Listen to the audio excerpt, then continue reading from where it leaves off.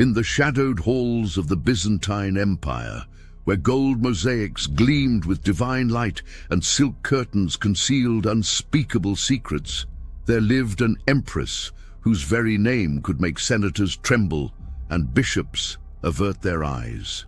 Theodora Augusta, consort to Emperor Justinian I, rose from the lowest depths of Constantinople's underbelly to command an empire that stretched from Spain to Syria.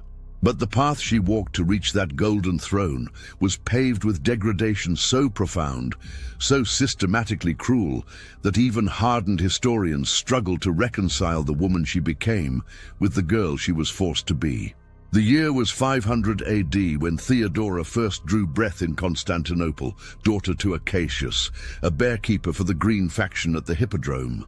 In this sprawling arena, where 100,000 citizens gathered to watch chariot races and bloody spectacles, social hierarchy was as rigid as the stone seats that separated patricians from plebeians. When Acacius died suddenly, leaving behind a widow and 3 young daughters, the family's protector vanished like smoke in the Byzantine wind. The Greens, corrupted by bribes from rivals, refused to grant his position to Theodora's stepfather, casting the family into destitution.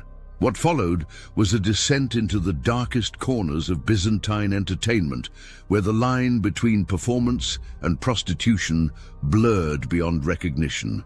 The Hippodrome of Constantinople was more than a racing venue. It was a microcosm of the empire's obsessions with power, violence, and carnal pleasure. By age 15, Theodora had become a fixture in the theater's most notorious productions, performances that would make modern audiences recoil in horror. The historian Procopius, writing in his scandalous Secret History, describes scenes that challenge our understanding of human endurance and dignity. According to Procopius, Theodora's performances went far beyond conventional theatrical displays. She would appear on stage wearing nothing but a ribbon, lying on her back, while attendants scattered barley grains across her body. Trained geese would then peck the grains from her skin in a grotesque parody of Leda and the Swan, while audiences of thousands watched with a mixture of arousal and revulsion. These were not isolated incidents, but regular performances, repeated night after night, before crowds that included senators, merchants, and foreign dignitaries. The degradation escalated beyond public humiliation. Procopius claims that Theodora would service 30 men in a single night, then turn to their servants when the masters were exhausted. She allegedly complained that nature had not equipped her with more orifices to satisfy the endless stream of clients. While Procopius's accounts are certainly colored by his hatred for the imperial couple, archaeological evidence and contemporary sources confirm that such extreme sexual exhibitions were indeed part of Constantinople's theatrical underworld. The psychological impact of these experiences carved deep grooves into Theodora's psyche, creating a woman who understood power through the lens of sexual domination and submission. She learned that bodies were currency, that desire was weakness, and that those who controlled access to pleasure controlled everything. These lessons, branded into her consciousness through years of systematic abuse, would later manifest in the imperial palace in ways that shocked even the jaded Byzantine court. Yet something extraordinary happened within this crucible of degradation. Where others might have shattered completely, Theodora began to observe, to study, to understand the mechanisms of power that moved beneath Constantinople's glittering surface. She watched how men revealed their deepest insecurities in moments of vulnerability, how their need for dominance masked profound inadequacies, how the powerful feared exposure more than death itself. Every violation became a lesson in human psychology, every humiliation a masterclass in the architecture of control. Her transformation began when she became the mistress of Hesebulus, the Syrian governor of Pentapolis. For 4 years, she lived in North Africa, removed from Constantinople's degrading stages. But when Hesebulus discarded her, leaving her stranded and penniless in Alexandria, Theodora encountered Patriarch Timothy III and the Monophysite Christian community. Here, among religious dissidents who themselves occupied the margins of Byzantine society, she discovered new forms of power, spiritual authority, intellectual discourse, and the strength found in systematic belief. The woman who returned to Constantinople in 522 AD bore little resemblance to the performer who had left. She had traded the theatre for a modest dwelling near the palace, supporting herself through wool spinning rather than her body. It was during this period of calculated reinvention that she caught the eye of Justinian, then heir apparent to the Byzantine throne. Their meeting was no accident. Theodora had positioned herself strategically, understanding that proximity to power required patience and planning. Justinian's attraction to Theodora scandalized the court. Byzantine law explicitly forbade men of senatorial rank from marrying actresses, a profession considered barely distinguishable from prostitution. But Justinian, already demonstrating the ambition that would later rebuild Hagia Sophia and reconquer the Western Empire, saw in Theodora something beyond her past. He recognized a kindred spirit, someone who understood that power was not inherited but seized, not given but taken. Their relationship developed through secret meetings in garden pavilions and coded messages delivered by trusted eunuchs. Theodora displayed an intellect sharpened by survival, a wit honed by years of reading human weakness, and a beauty that had survived the theater's brutal demands. She spoke multiple languages, understood theological disputes that divided the empire, and possessed an uncanny ability to remember names, faces, and the private scandals of everyone who mattered in Constantinople.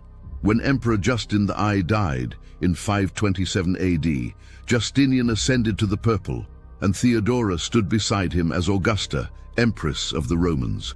The transformation was complete, or so it seemed, but the woman who wore the imperial diadem carried within her every moment of degradation, every forced performance, every violation that had marked her path to power. These experiences had not disappeared. They had metamorphosed into tools of governance. The imperial palace under Theodora became a stage for a different kind of performance. She instituted elaborate court ceremonies that forced senators and dignitaries to prostrate themselves completely, kissing her feet while she remained seated on her throne. These rituals, unprecedented in their requirement of total submission, echoed the power dynamics she had learned in the theater, but with the positions reversed. Now she was the one who remained clothed in purple silk and gold, while others debased themselves for her favor. Her network of informants, largely composed of women she had rescued from situations similar to her own past, operated throughout Constantinople. These women, stationed in bathhouses, brothels, and noble bedchambers, reported every whisper of dissent, every secret liaison, every financial impropriety. Theodora had transformed the systematic exploitation she had endured into a systematic intelligence apparatus that made her the most well-informed person in the empire. The Empress's private quarters in the palace of Hormisdas became legendary for their mystery and forbidden pleasures. Select courtiers whispered of rooms where mirrors reflected infinite variations of debauched scenes, where exotic perfumes masked other scents, where beautiful young women and boys attended to desires that could not be spoken aloud.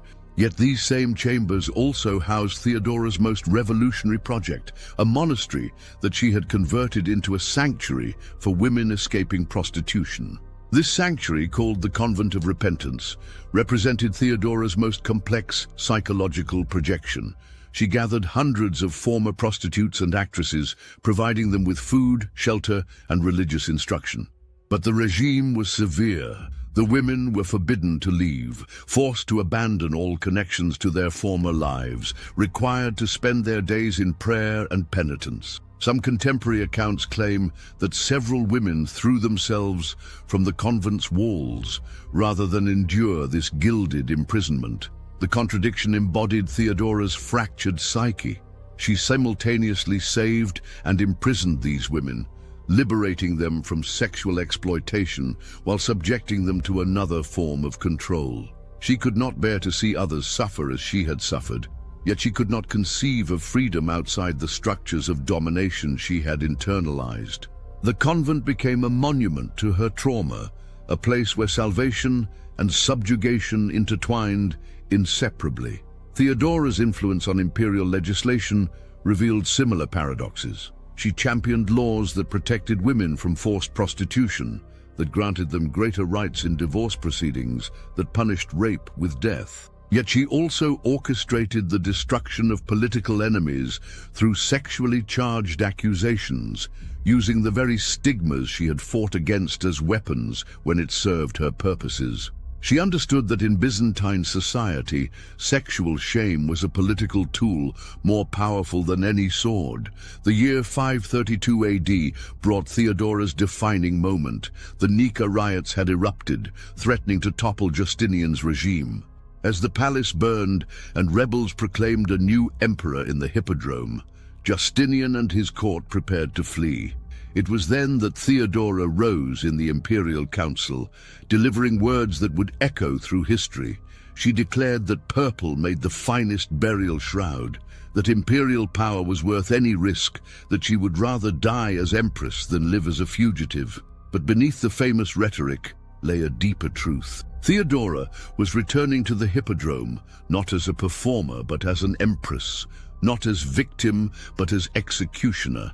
When Justinian's generals herded the rebels into that same arena where she had once been degraded nightly, where 30,000 citizens were slaughtered in a single afternoon, Theodora watched from the imperial box. The circle had closed with blood. The stage where she had been consumed had become an altar for her revenge. Contemporary observers noted changes in Theodora after the Nika massacre. She became more reclusive, more dependent on elaborate beauty regimens that required hours of bathing in exotic oils and milk. She slept until midday, conducted business only in carefully controlled lighting, and required all visitors to wait for hours or even days before granting audiences. Some historians interpret these behaviors as signs of deepening mental illness, while others see them as calculated displays of power, forcing the empire to operate on her schedule. The palace under Theodora's influence became a labyrinth of psychological manipulation and sexual intrigue. She established a court where traditional gender roles dissolved into a carefully orchestrated performance of power. Male courtiers were required to wear elaborate cosmetics and silk robes that feminized their appearance, while she surrounded herself with masculine women trained in combat and administration. This deliberate confusion of gender norms reflected her understanding that identity itself was performance, that power came from controlling how others perceived themselves. Her most trusted advisor was Antonina, wife of the general Belisarius, a woman whose own history of sexual scandal and manipulation made her Theodora's perfect accomplice. Together, they orchestrated elaborate entrapments of political enemies, using beautiful young men and women as bait in scenarios that would destroy reputations and careers. These operations were planned with military precision, with Theodora maintaining detailed records of every senator's sexual preferences, every general's secret vices, every bishop's hidden desires. The Empress's personal guard consisted entirely of eunuchs she had personally selected and mutilated, men who owed their positions and their peculiar condition to her direct intervention. She would attend these castration ceremonies herself, watching as young men were transformed into beings that existed outside conventional categories of gender and sexuality. These eunuchs became extensions of her will, neither male nor female, neither capable of desire nor free from it, perfect instruments for an empress who understood power through the lens of sexual control. In the depths of the palace, Theodora maintained chambers that chroniclers dared only hint at in their official histories. Here, she conducted what she called ceremonies of transformation, rituals where members of the aristocracy would be stripped of their dignities and forced to reenact the degradations she had endured in her youth. Senators would perform as she once had, not for public crowds, but for an audience of one, the empress who watched from behind jeweled screens, reversing the dynamics of humiliation she had once endured. The psychological sophistication of these power plays revealed a mind that had transformed trauma into a precise science of domination.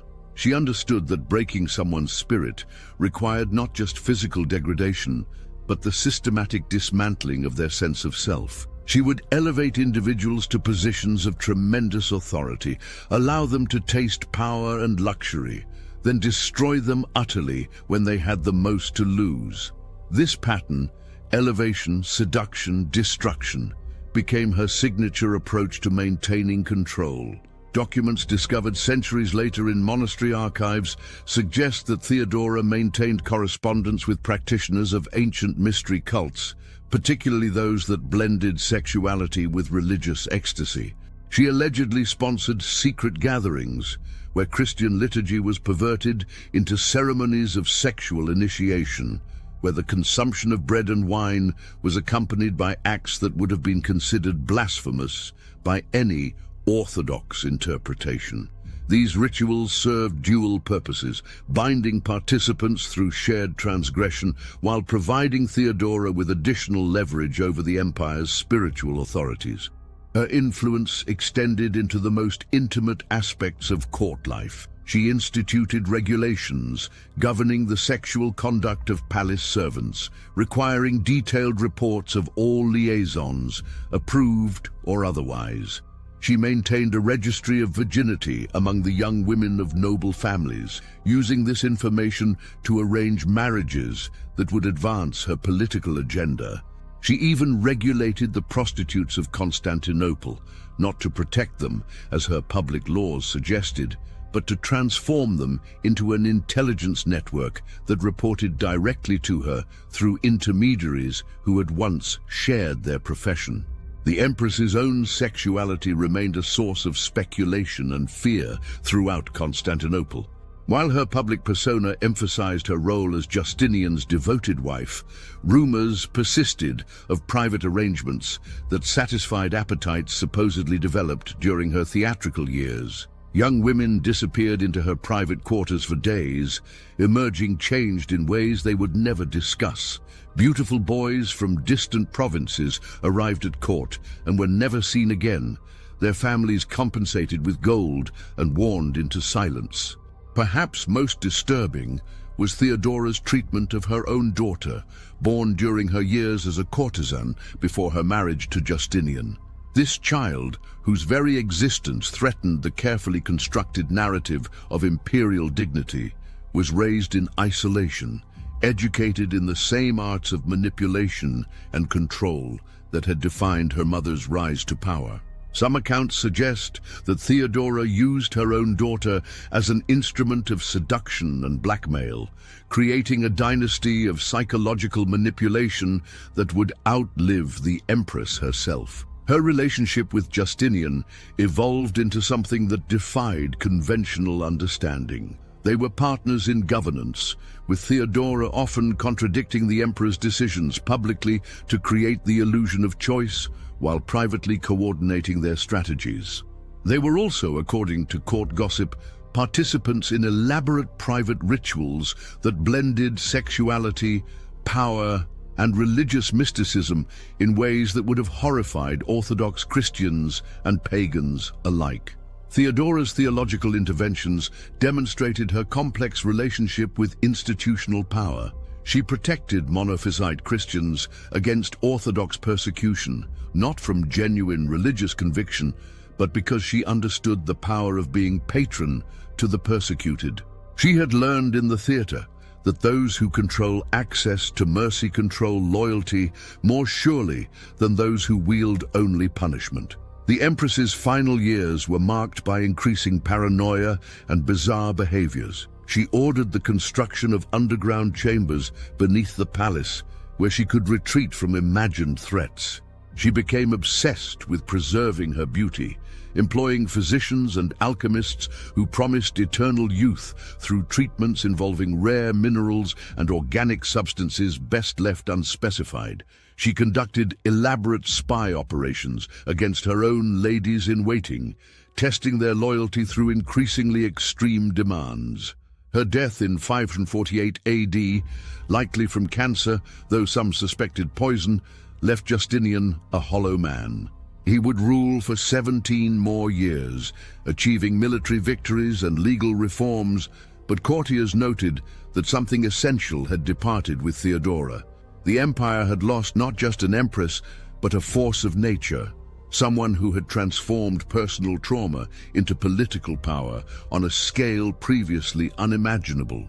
The historical records of Theodora's life present an almost impossible challenge of interpretation. Procopius's Secret History, our most detailed source, drips with such venomous hatred that every accusation becomes suspect. Yet archaeological evidence confirms that the sexual exhibitions he describes were real features of Constantinople's entertainment culture. Legal documents verify that Theodora did indeed rise from actress to empress, did influence legislation protecting women, did establish institutions for former prostitutes. What emerges from this historical fog is a portrait of trauma transformed into authority, of violation alchemized into dominance. Theodora's story forces us to confront uncomfortable questions about the relationship between suffering and power, between degradation and transcendence. She was simultaneously victim and victimizer, liberator and oppressor, saint and sinner in measures that defy simple moral categorization. Modern historians have attempted to rehabilitate Theodora's image, presenting her as a proto-feminist icon who rose above systematic oppression to achieve unprecedented power. This interpretation, while containing elements of truth, sanitizes the darker aspects of her reign. It ignores the reports of political enemies who disappeared into palace dungeons, of rivals destroyed through sexual blackmail, of the systematic psychological torture she inflicted upon those who crossed her.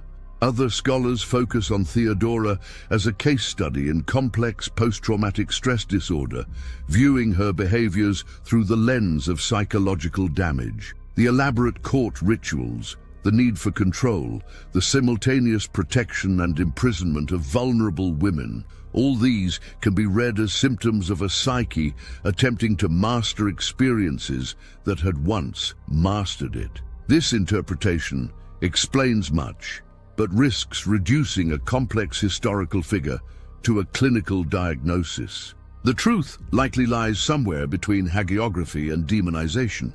Theodora was a survivor who refused to remain a victim, a woman who understood that in a world built on exploitation, power came from becoming the exploiter. She took the tools of her oppression, sexuality, performance, the manipulation of desire, and weaponized them in service of her ambition. If this transformation required her to become something monstrous, she embraced that monstrosity as the price of survival. Her legacy shaped Byzantine culture for centuries. The elaborate court ceremonies she instituted became permanent features of imperial protocol. The intelligence networks she established evolved into sophisticated spy systems that helped the empire survive for another 900 years. The legal protections she championed for women, though limited by modern standards, represented revolutionary advances for their time. Yet perhaps Theodora's most enduring legacy lies not in institutions or laws, but in the psychological template she created. She demonstrated that those whose society considers most degraded, most violated, most broken, possess within them the potential for transformation that can shake empires. She proved that trauma, properly channeled, could become a source of almost supernatural power. She showed that those who have inhabited the absolute bottom of social hierarchy understand its mechanisms better than those born at the top. The mosaics in Ravenna's Basilica of San Vitale preserve Theodora's image for eternity. She stands draped in purple and gold, surrounded by attendants, her face serene and imperial. But look closely at those dark eyes, and you might glimpse something else. The shadow of the hippodrome stage, the memory of degradation transformed into dominance, the knowledge that power is not a birthright but a performance, and she had learned to perform better than anyone. Modern visitors to Istanbul can still walk through the ruins of the Great Palace, can still visit the Hippodrome, where Theodora was once degraded and where she later orchestrated mass murder. These stones hold memories that official histories tried to suppress, whispers of a woman who rose from the gutter to the throne, carrying with her every moment of suffering, transforming pain into power with an alchemy that remains as disturbing as it is remarkable. The question Theodora's life poses echoes across centuries. What price is acceptable for power? How much of oneself must be sacrificed, corrupted, transformed to escape systematic oppression? Can someone who has been broken by a system ever truly transcend it? Or do they simply learn to break others more efficiently? These are not questions with comfortable answers, which perhaps explains why Theodora continues to haunt our historical imagination. She died as she had lived, surrounded by luxury and secrets, attended by eunuchs and servants who knew better than to speak of what they had seen. The official chronicles record that Justinian wept for days, that the empire mourned its empress. But in the brothels and theaters of Constantinople, among the women who still performed degrading acts for survival, reactions were more complex. Some wept for the loss of their protector, others celebrated the death of their jailer. Theodora had promised these women salvation, but it came wrapped in chains of a different design. She had offered them escape from sexual exploitation, but demanded in return absolute submission to her will. She had given them dignity in the eyes of the law, while stripping them of agency in their own lives. This paradox, liberation through domination, defined her approach to power and revealed the deep psychological wounds that never truly healed. The physicians who attended her final illness reported that she faced death with the same calculated courage she had shown during the Nika riots. She dictated letters to ensure her supporters would be protected, arranged for the continuation of her charitable institutions, and destroyed documents that might compromise her carefully constructed legacy. Even in death, she performed the role of empress with absolute commitment. Justinian would never remarry, spending his remaining years surrounded by advisors who reminded him of Theodora, implementing policies she had championed, fighting to preserve the empire they had built together. He commissioned historians to record their reign, but always with careful editing, ensuring that Theodora's past remained sanitized in official accounts. The secret history of Procopius would remain hidden for centuries, its scandalous revelations preserved only through accidents of history.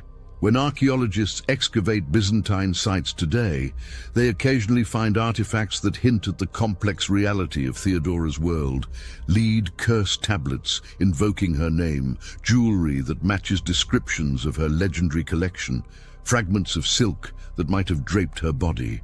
Each discovery adds another piece to a puzzle that can never be completely solved. A portrait of a woman who defied every expectation, violated every convention, and transformed unspeakable trauma into unprecedented power.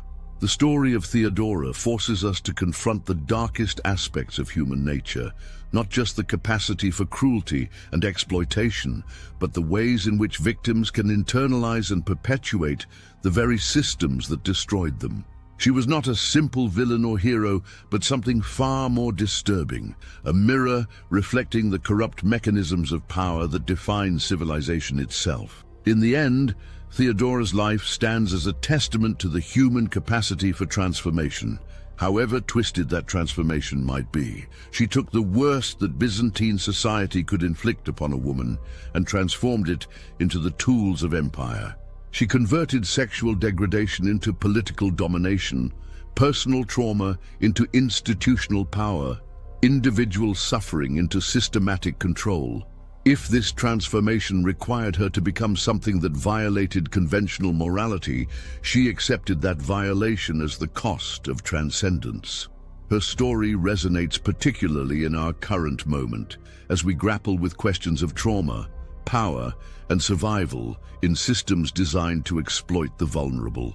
Theodora shows us that surviving such systems sometimes requires becoming them, that escaping oppression might mean learning to oppress more effectively, that healing from trauma might be less important than transforming it into strength. These are uncomfortable truths, but Theodora never promised comfort. The Byzantine Empire would continue for nearly 1,000 years after her death, but it never again produced a figure quite like Theodora. She remained unique, a woman who rose from the absolute bottom of society to its apex, who transformed the tools of her degradation into weapons of dominance, who proved that power respects no origins if the will to seize it is strong enough. She was brilliant and broken, liberating and tyrannical, a savior and a monster.